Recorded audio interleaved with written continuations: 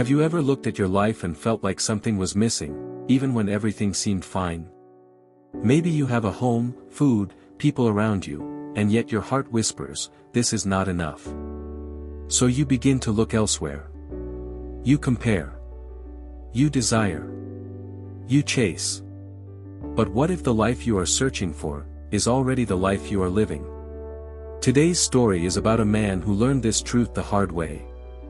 Appreciate what you have. Once, in a quiet town surrounded by golden fields and slow rivers, there lived a man named Daniel. Daniel was not poor. He had a small but comfortable house. A wooden table that had been in his family for years. A garden behind his home where vegetables grew easily. And a wife named Elena, whose laughter filled the rooms like sunlight.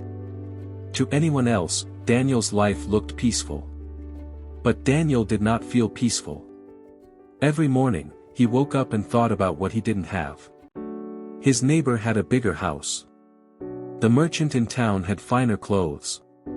Travelers spoke of cities filled with lights, music, and endless opportunity. And slowly, quietly, Daniel began to feel that his simple life was too small. One evening, as he sat outside his home, watching the sky turn orange, Elena joined him. "It's beautiful," she said softly. Daniel nodded, but his eyes were distant. "There must be more than this," he replied. Elena looked at him carefully. "More, or different?" Daniel didn't answer. But inside, a decision had already begun to form. A few days later, a group of travelers passed through the town. They spoke of distant lands. Of tall buildings, busy markets, and fortunes waiting to be made. Daniel listened closely. His heart beat faster with every word. That night, he could not sleep. By morning, he had made his choice. "I'm leaving," he told Elena. She stood still, her hands quiet at her sides. "For how long?" "I don't know," Daniel said. "Until I find something better." Elena nodded slowly, though her eyes held a sadness she did not speak. "You already have something good," she said gently. But Daniel had already turned his mind toward the road. He left with a small bag, a few coins, and a heart full of expectation. At first, everything felt exciting. New places. New faces. New sounds. He reached a large city where streets were crowded and buildings touched the sky. This is it, he thought. This is where life truly begins. Daniel found work quickly, but it was not easy work. Long hours. Heavy labor. Little rest. Still, he told himself it was worth it. This is the price of a better life. Weeks turned into months. He earned more money than he ever had before, but he also spent more. Food was expensive. Rent was high. Everything required effort. And something strange began to happen. Even in the middle of the busy city, Daniel felt lonely. No one knew his name. No one waited for him at the end of the day. No one laughed beside him under the evening sky.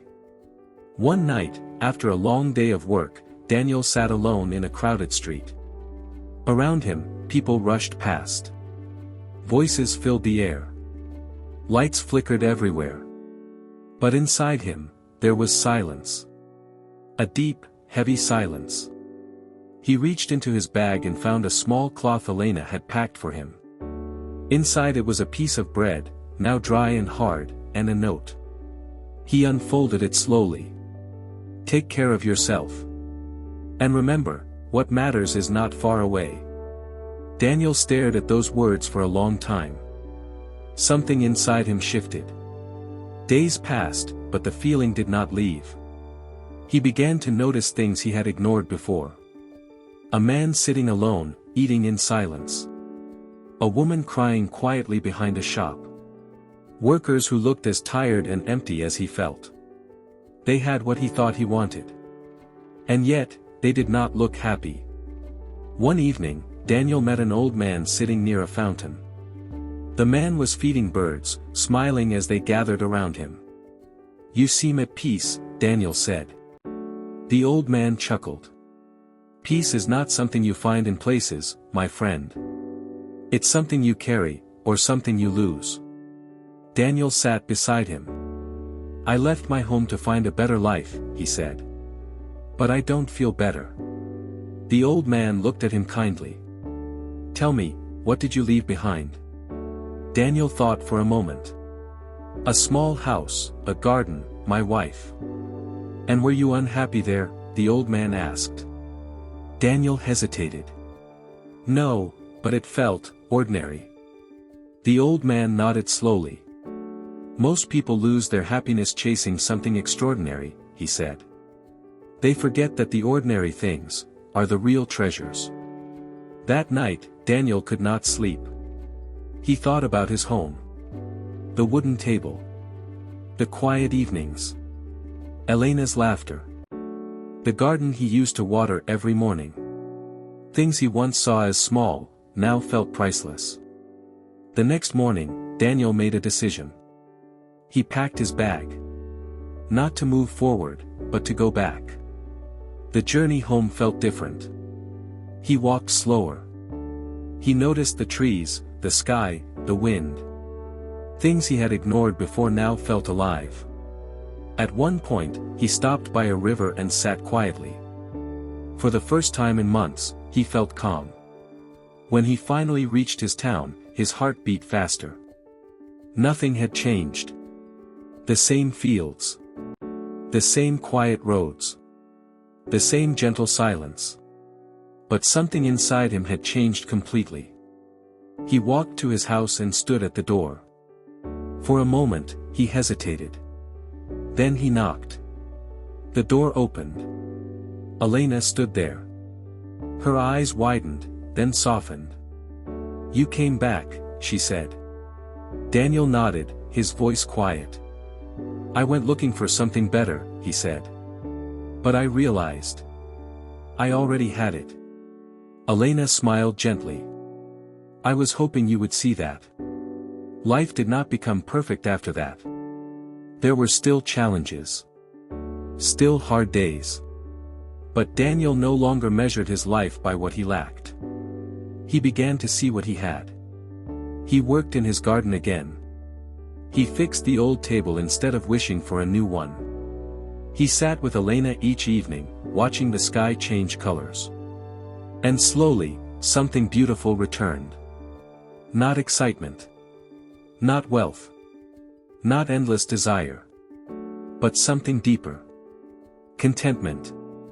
Years later, a young traveler passed through the town and stopped to speak with Daniel. Sir, he asked, what is the secret to a happy life? Daniel smiled and looked around. At his home. At the garden. At Elena, standing in the doorway. Then he said quietly. Stop looking for a better life, and start seeing the one you already have. My friend. How often do we do what Daniel did? We look far away for happiness.